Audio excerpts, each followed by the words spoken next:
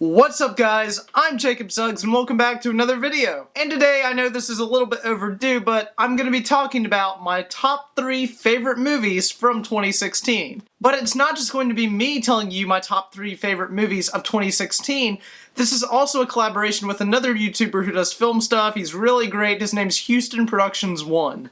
He's a super awesome guy, and if you like movies and like this channel, you'll probably like his channel a lot too. He has some really awesome content. And since he's my guest, I'll let Houston go first. So here's Houston's top 3 favorite movies of 2016. There you go.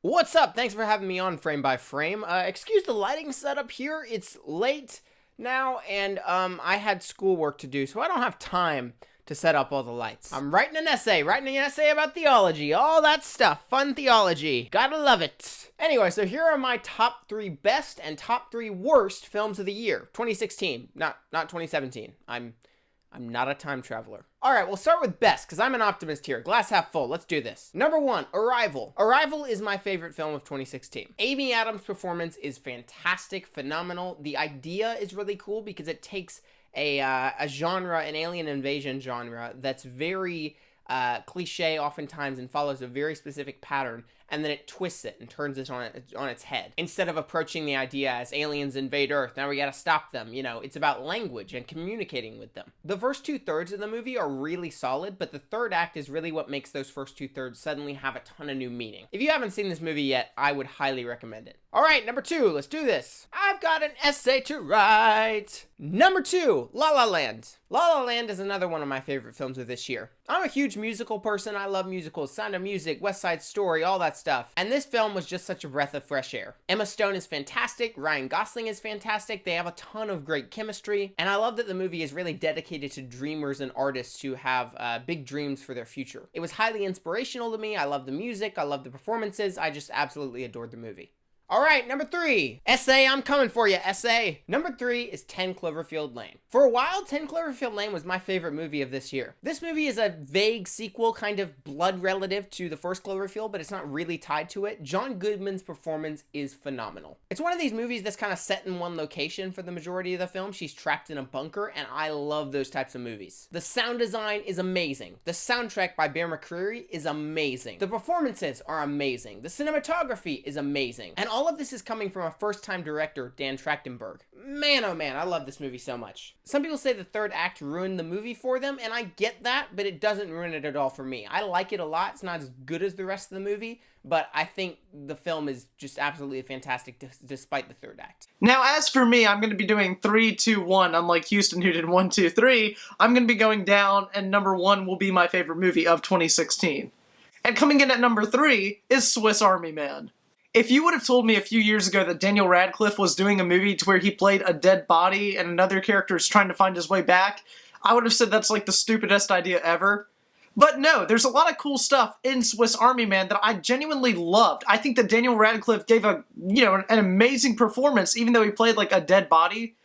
And you get a lot of charisma and jokes and stuff throughout the movie, and I swear it's the only time in a movie that a fart joke has relatively worked for me. But the soundtrack to this movie is also pure gold, and you really get invested with these characters and what's going on. You want them to get back home safely. It's such a fantastic, almost criminally underrated film. It just kind of went under the radar a little bit, but if you haven't seen Swiss Army Man, I can't recommend that you check it out enough.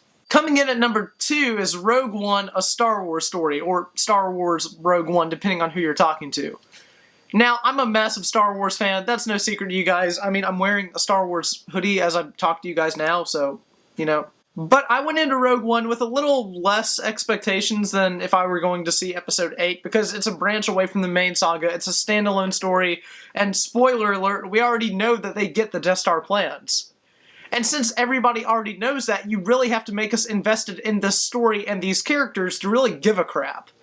And boy, did my expectations get blown out of the water. Rogue One is one of my favorite movies of this year, and that's why it's on this list.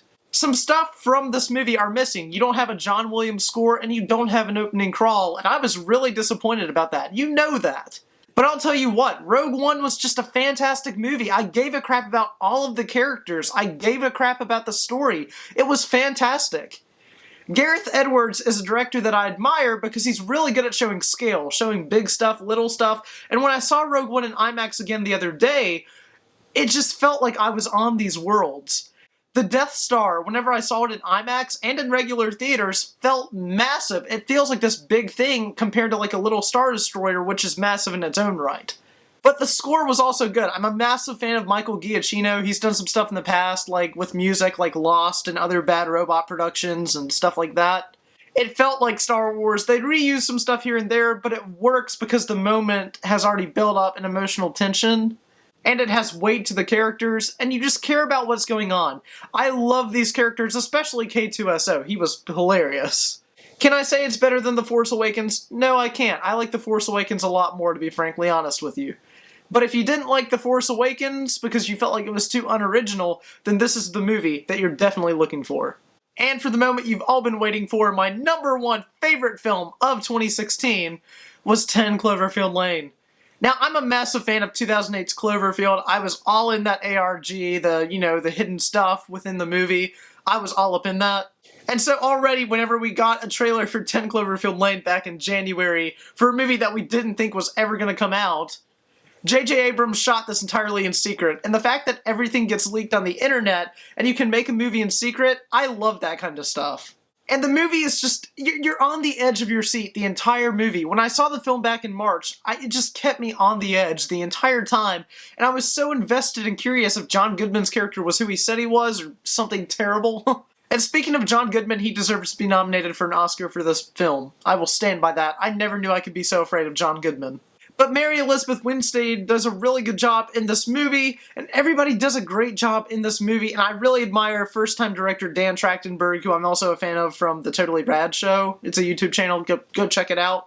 But all of the pieces for 10 Cloverfield Lane come and connect in a way that I wasn't expecting them to, and they made it a genuinely great film. And is it connected to Cloverfield? I know a lot of fans are like, we don't really know, but I think that it is because of a few little things that are shown within the film. But if you haven't seen Cloverfield, you can still watch 10 Cloverfield Lane and be perfectly fine. It's visually stunning. The sound design in that movie is fantastic. That's something that I truly admire. So those are my top 3 favorite picks of 2016. What were yours? Let me know down in the comments below. And as always, please like, comment, and subscribe. My top 3 worst films of 2016, which is also a collab with Houston, will be coming out very soon. And I'll see you in the next frame by frame film review.